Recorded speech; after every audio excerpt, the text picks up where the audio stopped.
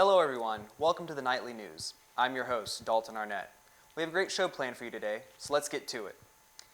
Furman is addressing their history one step at a time. As an institution, they are showing that they are racially aware of their unjust past and are willing to make a change with the help of celebrating the legacy of Joseph Vaughn. Caroline Brickle, a current Furman student, will report on the event further. Joe Vaughn and the Black students, faculty, and staff who have come after him are the reason why we're here today. On January 28th, the Furman community congregated in the heart of Furman's campus where the Joseph Vaughn statue is located to commemorate and celebrate the first student of color. Joseph stands for his memorable and lively character, but also the university's efforts to continue to stand and fight for racial justice. Lillian Brock Fleming, a close friend of Joseph Vaughn's, led the Walk of Honor from the chapel to the Joseph Vaughn Plaza outside of the James B. Duke Library. At the library, in her welcoming remarks, President Davis marked the importance of the occasion. Walking over here from the chapel, I tried to imagine Joe Vaughn taking a similar walk 57 years ago. Did he realize how historic his first steps on campus were? Vaughn's legacy has also made a direct impact with Asha Marie, the Furman student body president. I feel Vaughn's legacy everywhere, and I think of myself as walking along a path beaten by him and by all the Black students before me, a path that is now mine to continue to lay for students who come after me. Although the university is taking steps forward, Asha states that there is more to be done with the university. It can't be the only thing that we do. It can't be the last thing that we do. We have to keep moving forward with our progress. And to be doing that, we need to be talking to Black students, faculty, and staff to find out what the needs are and what they want, and we need to be following by their lead. This is Caroline Brickle reporting for the Nightly News. To find out what other steps the university is taking to move forward and acknowledging the past, check out the website for the Office of Diversity, Equity, and Inclusion to see what the university has planned. Last Thursday, Heller Service Corps held a day of remembrance for those lost in the Holocaust to highlight the importance of this period in history.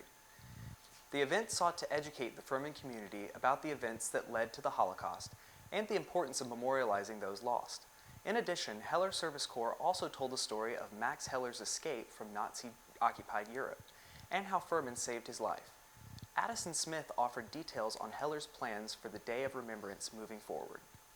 We hope to make this a yearly event, so every year on Holocaust Remembrance Day, we hope to do an activity much like this. And then we hope to continue doing partnerships with the Jewish Student Association and do more education and reflective activities on what the Holocaust means from in the past and for today, what it means to our student body. I attended the event, and the event was truly remarkable. We look forward to attending next year's as well. In addition to the wonderful night of remembrance, Heller Service Corps is also continuing its ongoing mission to better the community in and around Furman through acts of service. The organization is gearing up to ensure that this semester will be the best one yet, with the goal of building bridges between the Furman and Greenville community in mind. Many upcoming service opportunities will be made for students throughout the semester. As Heller Service Coordinator Nancy Cooper explains, in spring term, be hosting Saturday days of service, and each Saturday we'll have a different location and a different things that our students can go and make a difference, make a change in the Greenville area. To learn more about Heller and upcoming events, visit furman.edu/Heller Service Corps. 30 students, teams of 5, judges, grand ideas in only 24 hours. That's the Sleep When You're Dead branding competition hosted by the art department. Carly Hart has that story. On January 21st through the 22nd, the art program put on their annual 24-hour Sleep When You're Dead brand design marathon, where 6 teams have 24 hours to come up with a solution to their creative brief and present their work to a panel of judges who are design professionals from the Southeast. The winners, Abigail Jackson, Lauren Patrick, Sarah Kate Rice, Jason Gunty, and Isaac Stevenson took on the mission of rebranding the shoe Converse. A current grad student, Abigail Jackson, who received her undergraduate degree from Furman last spring, got the chance to lead her group this year for her 3rd year competing. It was weird being a grad student doing it because I've done it as having a leader, and so I kind of had to help move along the process and get everyone within the bounds of the creative brief and just kind of make everyone do things the right way and the best ability that we could. So it was interesting, but it was a lot of fun. It was fun in a different way than it has been in the past. We have a bag, our shoe bag. Converse go inside, and it came with a poster and the two Converse shoes. The winners received a prize of $2,000 and get to pitch this spring in the Paladin Pitch Competition. Congratulations to them and all the teams who competed. If you didn't get a chance to compete in the annual marathon, remember there's always next year. This next story reveals a simple fix that seems to be frustrating many Furman students. Poor internet quality in the academic building causing many to turn to their hotspots. We spoke with Dexter Caldwell, an ITS, to see what the problem is with the Furman network. And it turns out that the biggest error is in the communication of our technology. I think we might have a communication issue as opposed to a technical issue. Mr. Caldwell explains that he was unaware of the students' inability to access the internet and that connecting to the FU student network was never properly explained to students. He also says that students' hotspot solution may be doing more harm than good. One of the things people don't realize is hotspots actually cause the wireless. They can actually cause interference with the wireless and slow it down. If you'd like to connect to FU students, Mr. Caldwell advises you to visit the IT desk in the bottom of the library for further information. Furman prides itself on its beautiful campus, but Sydney Stevens investigates why the continuous removal of the school's iconic trees just may change that. Thanks, Dalton. When I came back from winter break, I was shocked to see the trees around the fountain had been uprooted, especially after the removal of the ones only last year. So I decided to look into why this was happening. Senior Gio Lagnarini says, like me, it was a huge shock for him. I think it definitely takes away from the curb appeal. I think Furman's always prided itself in its landscaping and its visual appeal, especially to prospective students. I think it always has a way of, pulling new potential students in, and when people come for visits, it's a big selling point for Furman. So without the trees and all the greenery, it's going to be different, I think. Furman has publicly stated that the trees were removed because they reached their age limit and were now dying. However, some students wonder if the trees all had to be removed in such a quick time frame. I talked to Ground Superintendent David Manning to hear about why they chose the process they did for removing the trees. We had planned on taking the outside trees down first and leaving the fountain. But with the one we had fall into the pond, and we had one on the Welcome Center side that was it was leaning, and it was beginning to uproot on one side. And it had the possibility of destroying if it fell across towards the Welcome Center. So that changed our decision on what phase to do now. Without the trees, we're wondering if Furman will still be ranked one of the top 10 most beautiful college campuses. Only time will tell. Reporting for the Nightly News, I'm Sydney Stevens. Thanks, Sydney, for that great package. We'll certainly be looking to see if we keep our ranking there. Last semester, students were sad to see the dining hall's Mongolian grill go out of order. Luckily, it seems to be back in action this semester. Home of the omelet station, stir fry, and many other staples, senior Sammy Trone tells us how she feels about having this station back. I'm pretty happy. I just got back from getting an omelet like 10 minutes ago, and I like that they do cracked eggs there. I think all of us that frequent the DH for breakfast will certainly have to agree with her on that one. Speaking of food, you'll no longer have to wait in line at the omelet station anymore. Brooke Dominack, a junior here at Furman University, is the founder of To Go Bros and is planning to launch her company on February 7th. As long as everything goes as planned, here's Kayla Patterson with a story. So for this test run, we already have 15 drivers signed up. They get $8 an hour and plus tips, and basically any student on campus can order with their meal plan. They just download the Get app and they order through there, and when they click delivery, it'll take them to a link that takes them to our app where they pay for the delivery, they track their driver, and simple, just like that. So make sure to mark your calendars, because after February 7th, you'll no longer have to walk to the DH if it's raining, or if you just feel like staying in. We have a few upcoming FUSAB events. On February 7th through the 11th, the campus-wide game of tag starts, and February 10th, they are hosting the Say My Name CLP. If you're interested in attending any of these events, check the FUSAB Instagram page for more.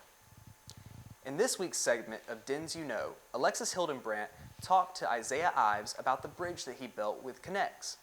Alexis has more on this. Blocks, you name it. Isaiah Ives has always found great interest in building creations since he was young. It's all about getting people enthusiastic about your idea, no matter how unconventional it seems to be. Because all it takes is someone, they may not understand what you're trying to do, they may not even appreciate what you're trying to do until it's done. But if you can get them excited about whatever it is, that's all you need. And oftentimes, that's all it needs to lead to victory. Last year, I found myself rambling about the lake to a location just outside Lakeside near the Place of Peace. There's a water runoff stream feeding north side of the Furman Lake. And that's when I knew there had to be a bridge over there. For who, I don't know, but I just wanted to build a bridge. I felt it in my heart and soul. Ever since I was very little, absolutely been enthralled by bridges. Bridges and skyscrapers, buildings, constructions, infrastructure in general. A lot of my interests kind of fall in that large umbrella category. But within that, I've always found a beauty and a resilience in the humble bridge. Isaiah explains that the bridge he built is modeled after the Bourne Bridge near his hometown of Boston, Massachusetts. I've built that bridge in variations ever since I was little because I am fond of it before. The Bourne and Sagamore Bridge. My young and influential mind, those shapes, the forms of those bridges, what they represented to me was implanted into my mind, and that design has never quite left me. I decided to stick with what I knew from my first go. Although one bridge is done, Isaiah is not. He will be building a second bridge next to his first. This is Alexis Hildebrandt with Nightly News. Thanks, Alexis. Stop by Isaiah's bridge if you're on a walk around the lake and admire his unique ability. There's a program at the PAC that many Furman students aren't aware of.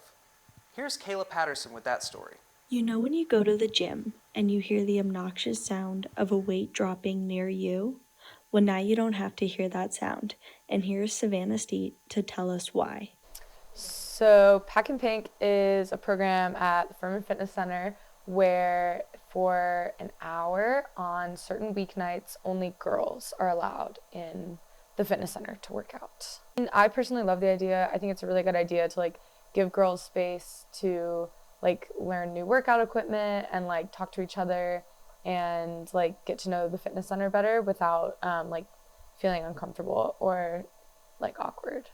One person, a boy, say that they don't know why girls need an hour to work out, all this and that. So I think maybe there is a little bit of resentment and bitterness, but I think that's to be expected with any time that women want to carve out space for themselves.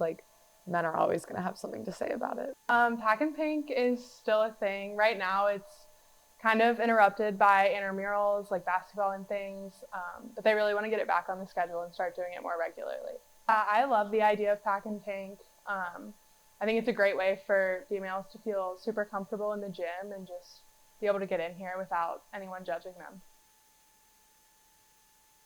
For more information, contact Owen McFadden, who is the head of the Physical Activity Center. My name's Kayla Patterson. Back to you, Dalton, reporting back at Nightly News. Thanks, Kayla, for that great package. Now let's check in with Kira Cox for what's going on in sports. Seems we might be on a roll, Kira.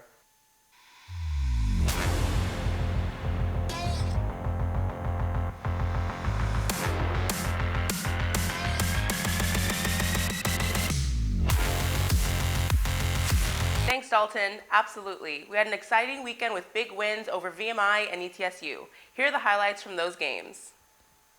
With a pass from Hunter to Slauson, for Slauson to get his first three-pointer of the game.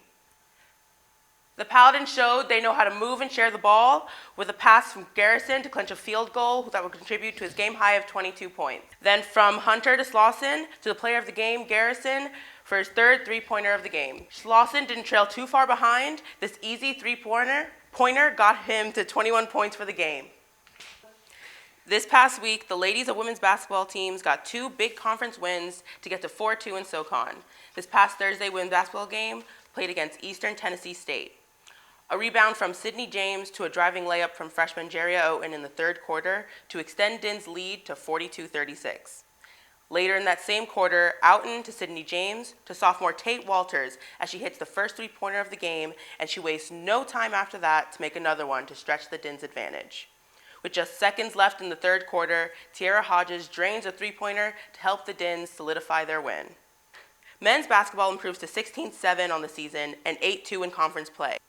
Furman beats VMI 79-64 to improve their season to 15-7. And then Furman dominates Mercer 80-50 to go 5-4 overall in the league.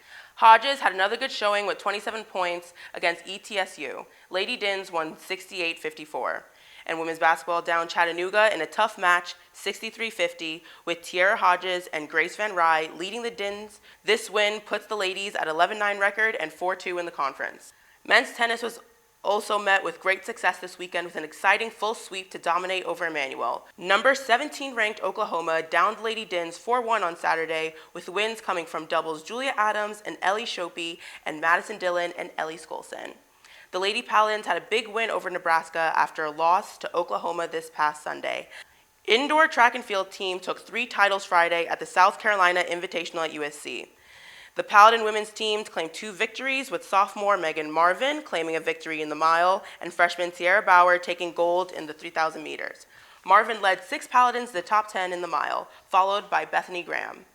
For the men at USC, the Paladins had 6 athletes among the top 12 in the 3,000 meter, with sophomore Carson Williams winning the event with 8.443 and Foster Wilfong taking third.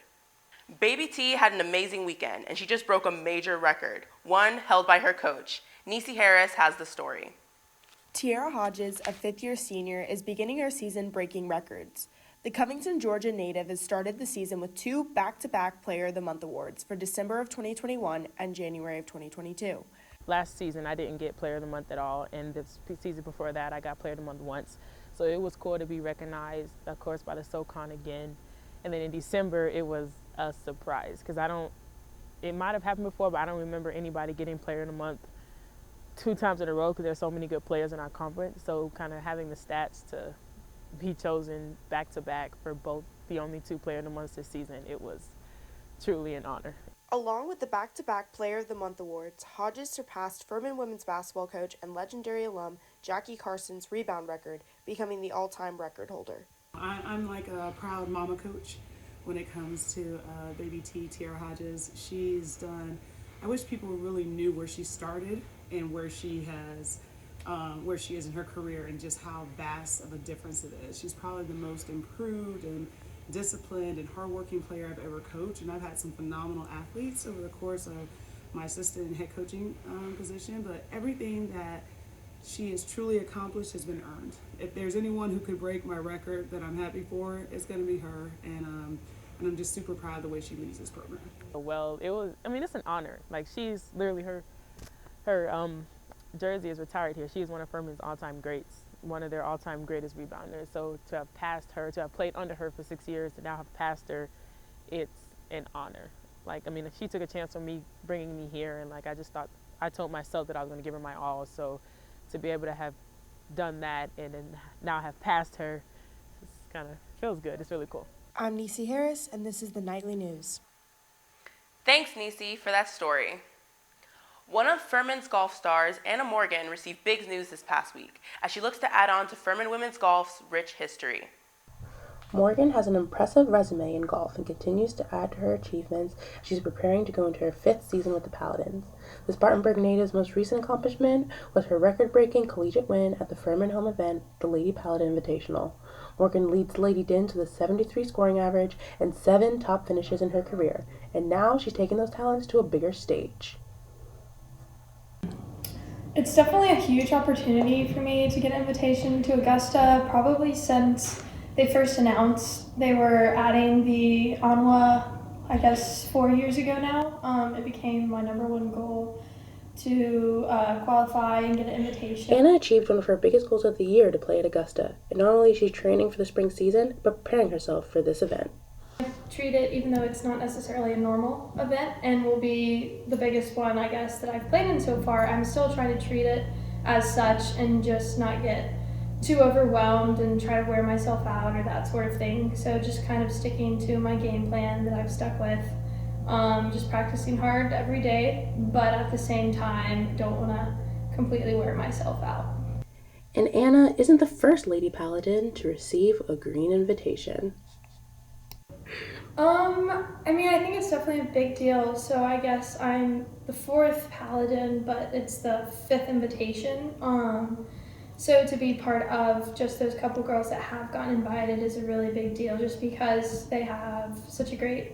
They left such a strong legacy and added to that history that Furman is so well known for. And so to be a part of that, I'm just really excited. The Augusta National Women's Amateur takes place at the prestigious Augusta National Club, which hosts the Masters Golf Tournament. The women's event will be held March 30th through April 2nd and features the top 70 amateur women golfers in the world. And we are excited to follow Anna Morgan on her road to Augusta. In case you missed any games last week, you can look forward to these upcoming games. On Saturday the 5th, women's tennis takes on Duke at 11 a.m. and men's basketball versus UNCG at noon. Also, be sure to go support men's tennis as they challenge Presbyterian at 3 p.m. Paladins, we hope to see you at those games. Dalton, back to you. Thanks, Kira. We want to thank you for tuning in, and now we're going to leave you with some scenes from Joseph Vaughan Day.